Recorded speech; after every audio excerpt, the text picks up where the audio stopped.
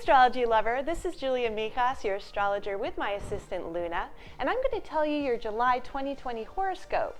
Now these horoscopes work best if you use your ascendant or rising sign instead of your sun sign. And if you don't know what that is, then get your exact birth time and head over to my website to calculate one for free.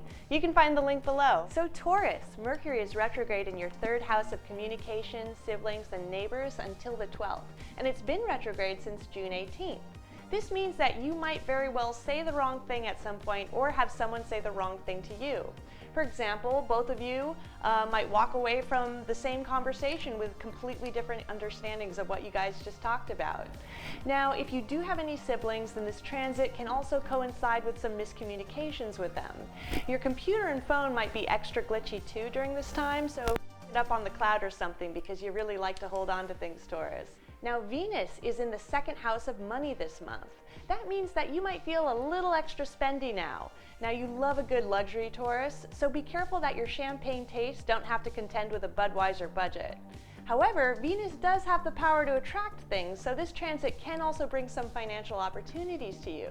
This is a good time if you need to financially negotiate anything. Just try not to overspend if you can. Mars is hanging out in your 12th house all month, Taurus. The 12th house is a secluded place, so planets can really hide there.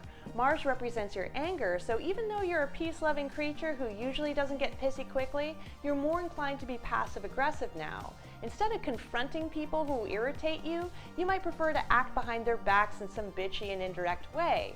Just watch out if these indirect actions don't actually blow up in your face, because this is also the house of self-undoing. Yay! Let's talk about your 9th house, Taurus, because there's a lot of activity there too. The 9th house represents your worldview, and Saturn is retrograding back in there on July 3rd, and it's going to stay there for most of the year.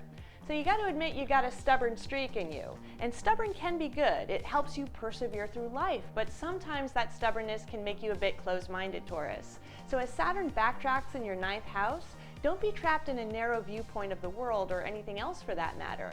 And if you're in school or taking classes, you also might feel a bit blocked from making progress. Also, try to keep your nose clean with legal matters because Saturn is in the 9th, and we also have a big lunar eclipse coming up, and eclipses always bring change. And I know change isn't your favorite thing, Taurus, but don't worry, I'll let you know what to expect. The lunar eclipse is going to be happening in your 9th house on July 5th. So expect some changes throughout the month that might involve your education, travel plans, legal matters, religious life, any promotional projects, or intellectual and technical work that you do. Thanks for watching. I'm publishing short but sweet horoscopes every month, so if you want to watch more, then subscribe to my channel. I'm also making new astrology videos from everything on philosophical to technical topics. So if there's something that you want to learn more about, then let me know by commenting below. Ciao for now!